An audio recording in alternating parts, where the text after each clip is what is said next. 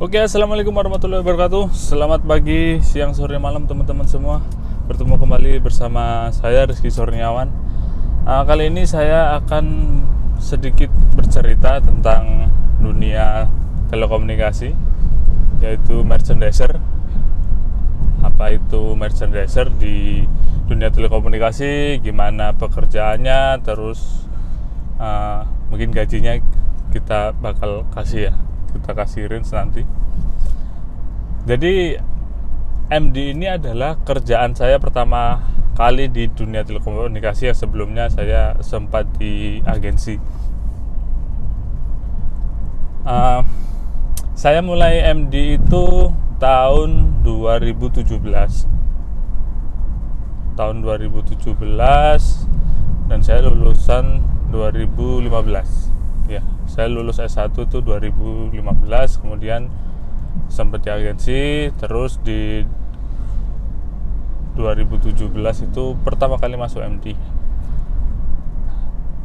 Apa itu merchandiser di telekomunikasi? Merchandiser adalah orang yang bertanggung jawab atas branding di sebuah area teritori yang jelas. Dulu saya di teritorinya di Yogyakarta. Waktu jadi MD pertama kali itu di areanya di Jogja, Sleman ya, Sleman sama Wonosari. Kerjaannya apa? Ya kerjaannya memastikan bahwa semua area itu terdapat brandingan. Brandingannya macam-macam, bisa bentuk flyer, shopline, banner, shopsen, panako, papan nama toko, papan harga toko, pahako, kemudian ada X banner, ada X mini banner, mini X banner ada, kemudian stiker, etalase bawah, poster, banyak sekali. Apakah ya tujuannya merchandiser itu adalah untuk menunjang penjualan gitu, dengan kita menempel promo-promo yang ada di counter, otomatis promo tersebut itu ditujukan untuk user atau pengguna atau customer, sehingga customer bisa melihat, terus customer bisa engage, kita nyebar awareness sebanyak-banyaknya, kemudian tahu atau user itu paham atau penasaran dengan promo kita, sehingga mereka mau beli produk kita. Intinya sebenarnya itu. Selain branding di area teritori, seorang MD itu juga bertanggung jawab atas event-event yang sedang dijalankan. Ya mau itu outdoor, indoor, atau event radio, mungkin itu MD juga berkecimpung atau punya tanggung jawab di situ. Contoh, saya dulu pernah buka stand itu di waktu ada musik-musik dulu, waktu masih zaman-zamannya banyak event, itu sering bikin event open booth suatu tempat, terus bikin acara gitu. Ya, kadang teman-teman S1 ya, untuk saat ini apalagi sedang pandemi kayak gini, mencari pekerjaan itu sulit. Banyak orang di PHK karena karena pandemi ini. Dan ya menurut saya sih untuk S1 ya, saya dulu S1 beneran. Saya itu S1, terus pertama mau masuk MD, dapat tawaran MD itu sebenarnya nggak mau lah saya, intinya nggak mau. Masa S1 terus suruh pasang-pasang poster sih nggak mau. Tapi waktu itu saya punya teman yang, ayo nggak apa-apa lah kamu MD, toh juga cari kerjaan juga S1 itu sulit ya kan. S1 itu sulit, terus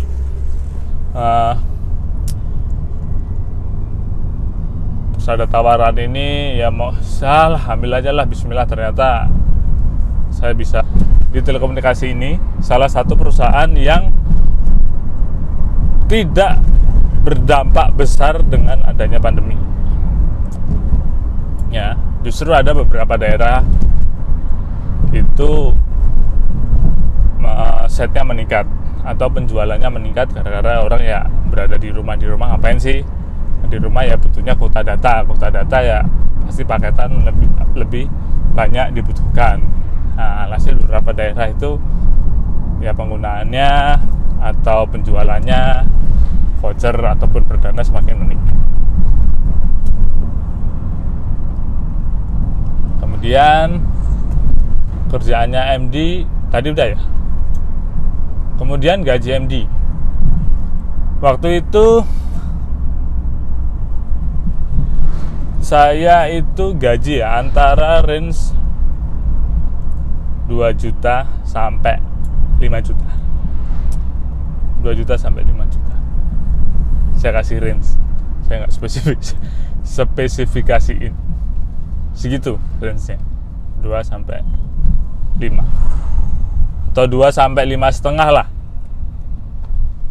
2 juta sampai 5 juta setengah. Waktu itu saya masih di rumah sendiri. Masih bertempat di rumah sendiri, masih makan di rumah sendiri. Jadi otomatis nggak ada biaya makan, nggak ada biaya tidur, ngekos nggak ada. Jadi itu range segitu itu bisa saya langsung tabung, langsung saya beliin sepatu, beliin ya biasalah anak muda yang dulu SMA kuliah nggak bisa beli sepatu macam-macam, terus sekarang punya duit ya harus beli sepatu. Alhamdulillah cukup waktu itu, dan saya sangat syukuri dan saya sangat enjoy dengan corporate. Sebelumnya saya di agensi. Kalau ditanya bedanya agensi sama corporate apa, kalau yang saya rasa dulu kalau di agensi itu semua pekerjaan itu kita bisa kerjain gitu. Kalau di intinya itu, kalau di corporate ada sendiri, yang sales sendiri, terus ada branding, merchandise, marketing sendiri, kemudian ada direct selling sendiri, kemudian ada promotor penjualan sendiri. Nah, itu sendiri-sendiri. Terus ada teknikal yang ngurusin set sendiri, macam-macam kalau di dunia telekomunikasi. Saya dulu juga kepengennya ya telekomunikasi tapi yang di plat merah. Saya pengennya di banknya harus plat merah juga. Ternyata nggak sesuai ekspektasi di dunia, nggak sesuai rencana yang ada di dunia ini. Yang kita tulis, yang kita impikan itu nggak sesuai dengan realitanya. Seperti itu kadang-kadang. Jadi saran buat teman-teman semuanya, khususnya yang baru fresh graduate atau baru lulus SMK, SMA, yang baru lulus tahun ini, jangan terlalu memilih pekerja. Itu aja dulu nggak apa-apa, menjalanin. Kemudian kalau nggak cocok ya cari lagi. Kalau teman-teman bisa menguasai suatu pekerjaan, di situ aja terus.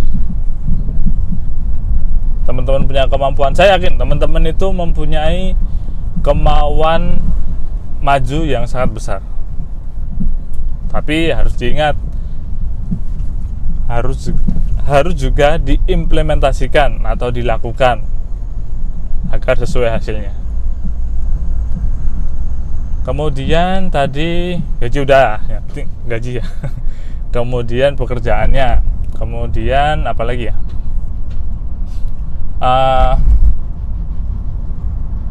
Oh ini kriteria masuk jadi MD gitu. Kriteria ya, wanita bisa, wanita, pria, biasanya pria sih. Tapi kalau wanita masang-masang banner baliho atas itu ya kalau bisa ya monggo, why not. Kalau strong gitu nggak apa-apa, bagus. Umur bisa lah 17 sampai 30 tahun itu masih bisa lah masuk. Kemudian kalau teman-teman bisa desain nih, itu nilai plus. Bisa desain maksudnya Corel, minimal Corel lah, atau Photoshop, Adobe Illustrator. Sebenarnya teman-teman kalau di telekomunikasi ya, yang ngedit itu nggak sampai harus bikin dari nol ke desain, itu enggak. Di corporate, di telekomunikasi itu udah pasti ada layout sendiri, ada desain sendiri, tinggal teman-teman nge-layout atau posisinya dikecilin atau diperbesar kayak gitu, cuma layoutnya aja. Jadi nggak langsung dari nol terus bikin desain tuh nggak, sudah ada guidance-nya, do and don't, dan do dan-nya itu ada yang bisa dilakukan, yang nggak boleh dilakukan di layout itu ada. Jadi teman-teman kalau bisa Corel ya minimal itu udah sangat bagus sekali sih jadi MD. Nanti kalau untuk masang banner, masang itu tekniknya itu, atau full branding dinding itu nanti, atau chat itu nanti bisa sambil jalan sih. Yang penting teman-teman mau aja dulu. Terus minimal SMA lah ya, minimal SMA. Kalau teman-teman punya D3 atau S1 itu nggak apa-apa. Kadang S1 ini malu-malu, atau ya kadang malu kalau jadi MD gitu, padahal ya ini kerjaan gitu. Kalau teman-teman ya daripada nganggur atau daripada apa ya, daripada milih-milih gitu, ya mending MD aja lah. Toh nanti kalau enjoy dengan kerjaan dan perusahaan tahu gitu performa teman-teman pasti akan dilihat dan nanti akan ditarik ke atas gitu, jadi supervisor atau nanti dipindah ke tim sales karena teman-teman lebih ke penjualannya bagus gitu. Nggak apa-apa toh kita menjualkan produk orang lain sebelum nanti kalau teman-teman pengen jadi entrepreneur ya monggo silakan. Yang penting menjual produk orang lain dulu sebelum kita menjual produk kita sendiri gitu. Ya apa sih. Kalau dulu S1 ya belum pandemi gitu, kalau ditanyain kerja di mana sekarang, udah lulus ya kemarin, Pak masih nganggur, itu kayak malu gitu. Kalau sekarang nganggur itu kayak udah biasa itu ya, karena pandemi nganggur. Wah pandemi bu, saya di rumah aja, nggak apa-apa kali ya. Tapi ya jangan lah, jangan karena pandemi terus kita nganggur, itu jangan. Oke lanjut. Oh ya, kalau teman-teman juga punya SIM juga ya, kalau bisa sih SIM A itu jadi nilai plus juga. Kalau teman-teman bisa nyupir mobil itu juga nilai plus juga. Saya waktu jadi MD tahun 2017 itu juga nggak terlalu lihai, nggak terlalu jago lah naik mobil itu. Tapi kalau dijalanin ya pasti akan jago lah. Tapi tetap hati-hati. Saya pernah tuh masukin mobil ke selokan, mobil kantor, tapi nggak sampai bonyok-bonyok mobilnya, enggak. Semua perlu hati-hati. Ya seru lah MD seru, sangat seru. Ada MD ya, di MD bedanya MD di provider lain ya. Kan setiap provider ada MD-nya, bahkan ada satu provider yang sampai saat ini pun tidak ada MD sama sekali. Nggak perlu saya sebutin ya. Aduh.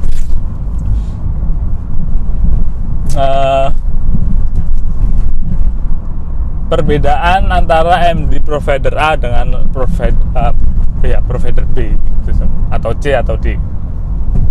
Ada provider yang menggunakan MD, banyak MD itu dalam satu area. Ada yang provider yang sama sekali nggak menggunakan MD gitu. Adanya tim sales dan marketing saja.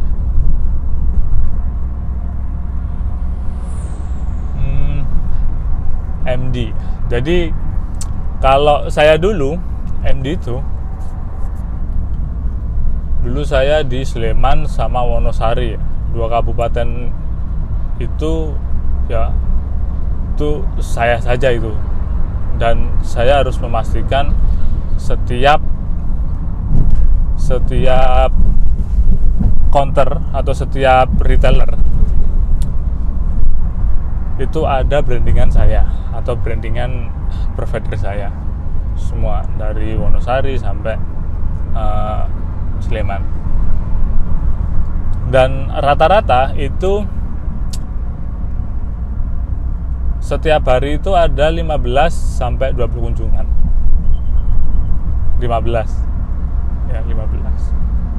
kunjungan waktu itu. Dan tips saya, walaupun 15 kunjungan, tips dan trik saya ya, itu saya setiap kunjungan itu pasti minim 20 walaupun target saya 15. Kenapa seperti itu?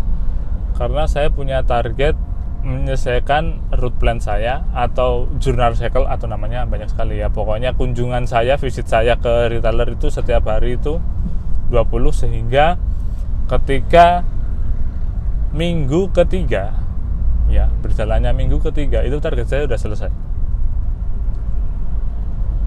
Dan 1 minggu itu saya bisa santai, saya bisa mengerjakan yang lain, saya bisa fokus dengan kegiatan saya yang lain, entah itu di luar kerjaan atau di dalam kerjaan pun. Work balance ya, di work balance di dunia telekomunikasi ini nyaman sih menurut saya. Saya bisa pulang jam 5 gitu, bisa fleksibel. Mau saya juga berangkat, kalau masuknya sih jam 9, tapi kalau saya mau berangkat jam 11 gitu sampai nanti jam 5 itu bisa. Tergantung ada ini apa enggak, ada apa namanya, calling atau enggak. Kadang juga bos kita itu request suruh branding ini, suruh branding Wonosari, padahal kita ada di Sleman. Ya mau nggak mau kita harus ke Wonosari, walaupun jadwal kita hari itu di Sleman. Ini saya contohkan di Jogja Sleman aja ya, Jogja Sleman Wonosari. Begitu sih. Apalagi ya tentang MD? Cobalah MD. MD itu sangat nyaman sekali. Ya ada beberapa yang MD itu nggak ditargetkan penjualan, nggak harus menjualkan produk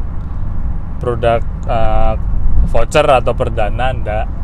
Ada juga di provider yang lain itu ditargetkan juga.